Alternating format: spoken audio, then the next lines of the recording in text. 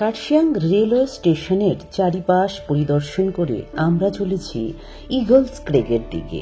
Eagles Craig হল ভারতের পশ্চিমবঙ্গ রাজ্যের একটি মনোরম পাহাড়ি স্টেশন এবং কার্শিয়াংয়ের জনপ্রিয় পর্যটন কেন্দ্র।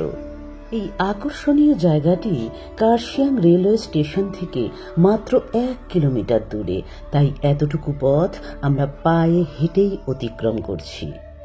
কার্শিয়াং রেলওয়ে স্টেশনের পাশের রাস্তাটি রামকৃষ্ণ বেদান্ত আশ্রমের সাথে সংযুক্ত, যা ভিউ পয়েন্ট ইগলস ক্রেগের দিকে চলে যায়, যা শহরের শেষ বিন্দু ও এই অঞ্চলের সর্বোচ্চ স্থান।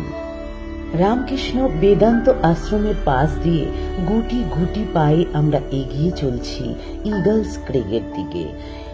ইগলস ক্রেগ কার্শিয়াং পাহাড়ের একটি দর্শনীয় স্থান হলেও খুব বেশি লোক এটি সম্পর্কে জানেন না। এখান থেকে কাঞ্চনজঙ্ঘার অসাধারণ দৃশ্য দেখা যায়। ইগলস ক্রেগের যাওয়ার পথটি নিজেই একটি অ্যাডভেঞ্চার।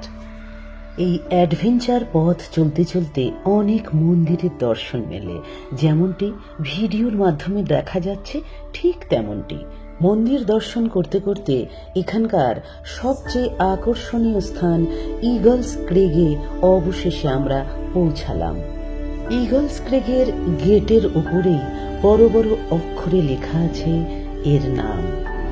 ইগলস ক্রেগ কার্শিয়াংয়ের সর্বোচ্চ স্থানগুলির মধ্যে একটি হওয়ায় এর সাথে অনেক ঐতিহাসিক সম্পর্ক জুড়ে রয়েছে। এটি একটি এমন স্থান যেখানে বিশ্বকবি রবীন্দ্রনাথ ঠাকুর, নেতাজি সুভাষচন্দ্র বসু এবং ভগিনী নিবেদিতা ভ্রমণ করেছিলেন। ওনারা এখানকার নির্মল সৌন্দর্য পছন্দ করতেন। কার্শিয়াং থেকে যে রাস্তাটি পাইন ধূপের দিকে মোড় নেয়, ঠিক সেই মোড়েই ইগলস ক্রেগ দেখা যায়। রাস্তার ধারে অনেক তামার জলের পাইপ লাইন দেখতে পাওয়া যায়, যা বনের মধ্যে একটি ঝর্ণা থেকে জল বহন করে। তবে পাহাড়ি এলাকার এই অংশে পাইপ সংযোগগুলি 19 শতকের গোড়ার দিকে সংযোগ হয়েছিল, যখন বিশ্বকবি রবীন্দ্রনাথ ঠাকুর, নেতাজি সুভাষচন্দ্র বোস ও ভগিনী নিবেদিতা কাছাকাছি বাসস্থানে থাকতেন। অনেক পুরনো কটেজ আজও দেখতে পাওয়া যায় এই স্থানে, কিন্তু ব্যক্তিগত সম্পত্তি হওয়ায় এখানে পর্যটকদের খুব একটা যাতায়াত নেই। ইগলস ক্রেগে খুব সুন্দর একটি সাজানো বাগান রয়েছে।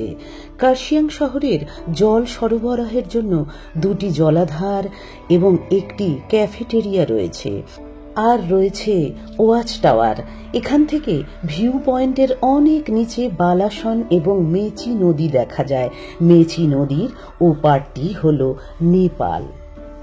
এর মিষ্টি জলের স্রোতের সাথে মিশে থাকা সরু এবং খাড়া ভূখণ্ডটি একটি ছোট ট্রেক তৈরি করে। এখানকার ইস্পাত খাঁচাযুক্ত পর্যবেক্ষণাগারে ভিউ পয়েন্ট সাপের মতো আঁকাবাঁকা সিঁড়ি বেয়ে ওপরে উঠলে এক অতুলনীয় দৃশ্য উপভোগ করা যায়। তিস্তা নদীর উপত্যকার মধ্য দিয়ে বয়ে আসা ছোট শহর কার্শিয়াং। এর চারিপাশে বিশাল পাহাড়ের অত্যাশ্চর্য রূপ। চা বাগানের সবুজ ঢালের আনন্দ সত্যিই উপভোগ করার মতো।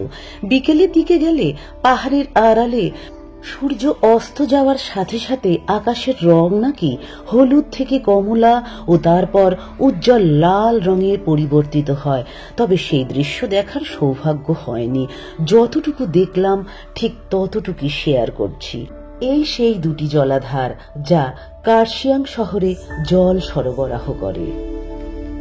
এছাড়া রয়েছে সুন্দর করে সাজানো ছোট্ট একটি পার্ক, যেখানে শিশুরা নিজেদের মতো করে আনন্দের সাথে খেলতে পারে।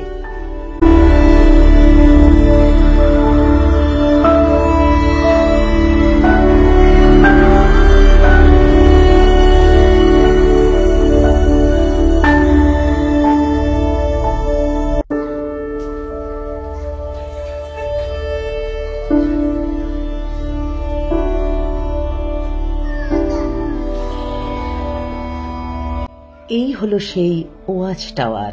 সাপের মতো আঁকাবাঁকা সিঁড়ি যেহেতু, তাই সেই সিঁড়ি দিয়ে উঠতে উঠতে ভিডিও করতে বেশ অসুবিধাই হচ্ছিল। তবুও সেই অসুবিধাকে জয় করে ভিডিও করতে পেরেছি। এই ওয়াচ টাওয়ার থেকে কার্শিয়াং শহরের চারপাশের পাহাড়, জঙ্গল, গ্রাম, চা বাগান এবং সবুজ ঢালগুলির একটি সুস্পষ্ট দৃশ্য দেখা যায়। আর শিলিগুড়ি শহরের মনোরম দৃশ্য দেখতে পাওয়া যায়। তবে রাতের শিলিগুড়ির দৃশ্য নাকি বেশি মনোরম। তবে যাই হোক, দিনের বেলা দৃশ্য দেখেই মনকে ভরিয়ে তুললাম আমরা আপনাদেরকে সাথে নিয়ে। এই সেই সাপের মতো আঁকাবাঁকা ওয়াচ টাওয়ারের সিঁড়ি। ইস্পাতের খাঁচাযুক্ত পর্যবেক্ষণাগার নামটির সার্থকতা যথাযথ বজায় রেখেছে। সত্যি এক রোমাঞ্চকর দৃশ্য এখান থেকে দেখতে পাওয়া যায়। এক কথায় ইগলস ক্রেগ হলো এমন একটি জায়গা যেখানে ক্লান্ত পায়ে বিশ্রাম করা যায়, বই পড়া যায়। এখানে একটি সুন্দর ওয়াচ টাওয়ার এবং ফুলের বাগান আছে, যেখানে মন ভরে ঘোরাঘুরি ও ফটোশুট করা যায়। এখানে প্রবেশ অবাধ, কোনো মূল্য দিতে হয় না। রৌদ্রোজ্জ্বল দিনে এখান থেকে কাঞ্চনজঙ্ঘা পর্বত এবং এর শৈলশ্রেণী দেখা যায়। শিলিগুড়ির সমভূমি এলাকা, নেপালের পাহাড়, নদী এবং সবুজ চা বাগানের অপূর্ব দৃশ্য দেখা যায়। আসলে ইগলস ক্রেগ হলো পরিবার বান্ধব গন্তব্য। তবে এখানে যদি শিশুদের নিয়ে আসা হয়, তবে শিশুদের ওপর সজাগ নজর রাখতে হবে। আমরা ওখানকার মনোমুগ্ধকর পরিবেশের সাথে পুরোপুরি একাত্ম হয়ে গিয়েছিলাম। ওখান থেকে ফিরে যেতে মন চাইছিল না, কিন্তু ফিরে তো যেতেই হবে, কারণ আরও যে ঘোরাঘুরি বাকি আছে। তাই তাড়াতাড়ি ফটোশুট সেরে নিয়ে নতুন গন্তব্যের দিকে রওনা হয়ে পড়লাম। আজকের মতো তাহলে বিদায় নিচ্ছি বন্ধুরা, টাটা।